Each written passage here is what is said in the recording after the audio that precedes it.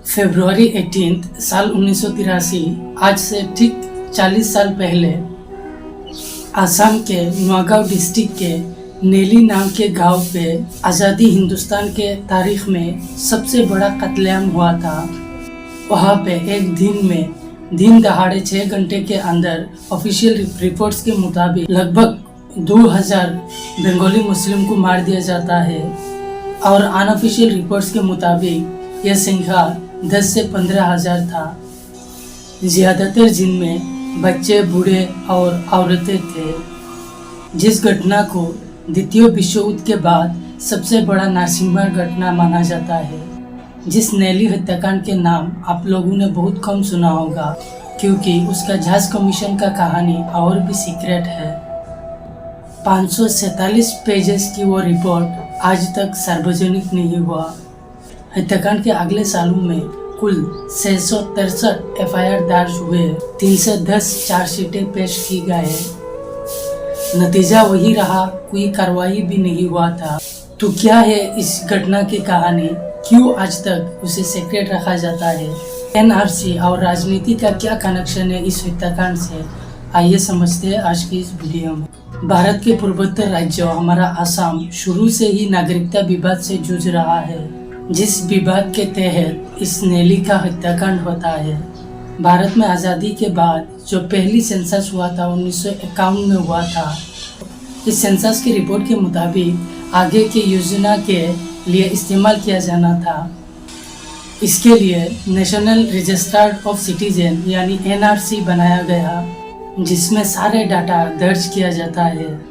यह योजना पूरे देश के लिए था, लेकिन आसाम एक ऐसा राज्य था जिसने NRC को मान्यता दी और अपने देश में लागू किया, जिसका मेजर रीजन था नागरिकता विवाद। आसाम में समय समय पर लोग आके बसाया गया।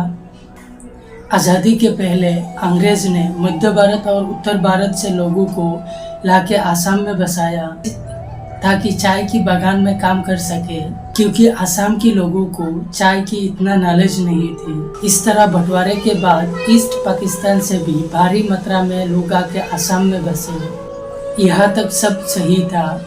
इस हत्याकांड के पीछे का कहानी का शुरुआत होता है साल 1978 में, जिस साल मंगलदोई लोकसभा कॉन्स्टिट्यूएंसी, जिसके अंदर नेली नाम का गांव आता है, वहाँ का जो MP थे हीरालाल पटवारी, उनका मौत हो जाता है।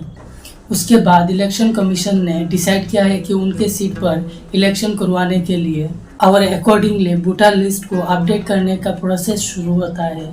और यही से शुरू हुआ हंगामा और ये इशू उठा कि वोटर लिस्ट में इलीगल इमिग्रेंट्स जो दूसरे देश से आए हैं उन्हें भी जोड़ लिया गया है।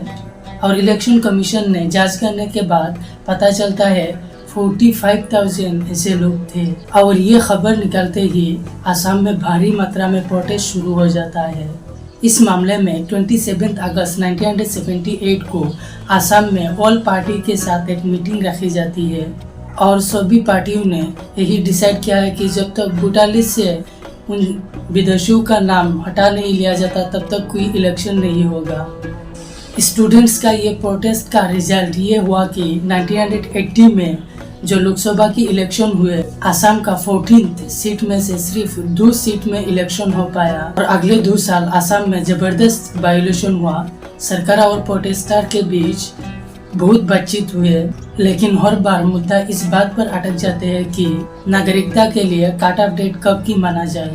जनवरी 1983 में प्रोटेस्टर गुवाहाटी लौट रहे थे जब उनको पता चलता है इंदिरा गांधी की सरकार ने इलेक्शन की घोषणा की है और इलेक्शन की डेट 14, 17 और 20 फरवरी रखी गई थी।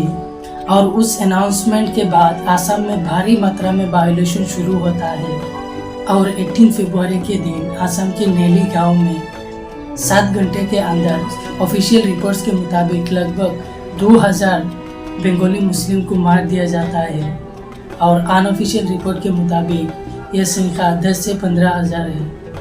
सरकार इलेक्शन का ऐलान कर चुका था। मिकिको किमुरा अपने बुक नेली मैसेकर 1983 में लिखते हैं, आर्मी के 1.5 लाख जवान आसाम में भेज दी जाती है हर 57 वोटर और एक आर्मी। पूरे आसाम युद्ध के मैदान में ताबिल हो चुका था। इतना तैयारी के बावजूद इन इलेक्शनों में भारी मात्रा में वायोलेशन हुआ, जो नेली गांव तक पहुंचे। 15 फरवरी को नौगांव डिस्ट्रिक्ट के एक पुलिस स्टेशन में बटालियन कमांडर को खबर मिलता है कि पिछले रात नेली गांव को लगभग 10,000 लोगों ने घेर लिया। उनके पास धारदार हथियार थे। नेली गांव में किसी भी समय हमला हो सकता है और उसे रोकने के लिए इमीडिएट एक्शन लेने की मांग करते हैं। गांव के लोग डरे हुए थे, घर से आना जाना बंद कर दिया था और 17 फरवरी को 2 ट्रक आर्मी गांव में पहुंचे और आश्वासन दिया कि वो लोग उनके सुरक्षा के लिए तैयार हैं। नेली गांव के उत्तर पूर्व में दंगा शुरू हो गया। इंडियन एक्सप्रेस के रिपोर्टर हिमान नारायण तब वहां पर मौजूद थे और उन्होंने रिपोर्ट में लिखते हैं, पहले उन लोगों ने गांव में मुसलमानों के घर पर आग लगाई। पहले सफ़ेद धुआं निकले, थोड़ी देर में काले धुआं में बदल गए और थोड़ी देर में लाल रंग में बदल गया और कुछ घंटे में सब कुछ तबाह हो गया। नेली की हत्याकांड के जांच के लिए सरकार ने भुवन प्रसाद तिवारी के अध्यक्ष में एक कमीशन बनवाई। कमीशन को अपने रिपोर्ट 6 महीने के अंदर सबमिट करना था, जो बाद में 1984 तक बढ़ा दी गई। उसके बावजूद कमीशन ने जो रिपोर्ट भेजी उसको आज तक पब्लिश नहीं किया गया। भुवन प्रसाद तिवारी अपने एक इंटरव्यू में बताते हैं, कमीशन का रिपोर्ट एक सीक्रेट है। 547 पेजेस का ये रिपोर्ट सिर्फ 3 कॉपीज रेडी हुए हैं, जिसमें से एक असम सरकार के पास थे, एक केंद्रीय सरकार और एक तिवारी के पास है। तो कुछ इस तरह से था पूरा मुद्दा। शुरू से ही पॉलिटिक्स से भरा हुआ था, जिसके तहत इतने सारे लोगों को अपनी जान देना पड़ा। वीडियो अच्छा लगा तो लाइक कर देना, शेयर कर देना और मेरे चैनल को सब्सक्राइब कर लेना।